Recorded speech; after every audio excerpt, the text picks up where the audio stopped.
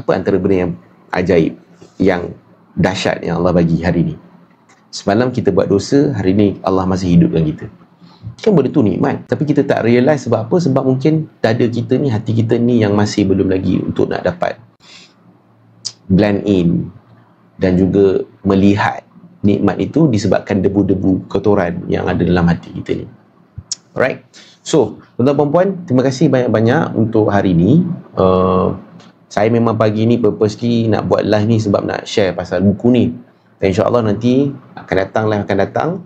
Sementara nak menunggu buku saya siap, buku saya keluar, saya akan share lah beberapa lagi hikmah-hikmah yang kita boleh belajar daripada kitab ni. Jadi pada siapa yang dah dapatkan kitab ni, bila dah sampai nanti kita boleh baca sesama. Senang saya nak selak buku surat berapa untuk kita boleh baca dan tengok perenggan mana, dekat ayat mana, untuk kita belajar hikmah di sebalik setiap peristiwa sirah-sirah yang berlaku pada Nabi Muhammad SAW, untuk kita belajar dalam kehidupan kita. Sebab kita nak upgrade, kita mesti kena upgrade ilmu kita.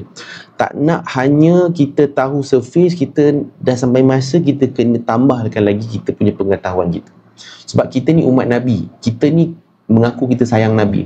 Jadi kita kena make sure kita upgrade kefahaman kita tentang kehidupan Nabi. Sebab lagi banyak kefahaman kita terhadap Nabi ni, lagi bertambah kecintaan kita pada Nabi Muhammad sallallahu alaihi wasallam.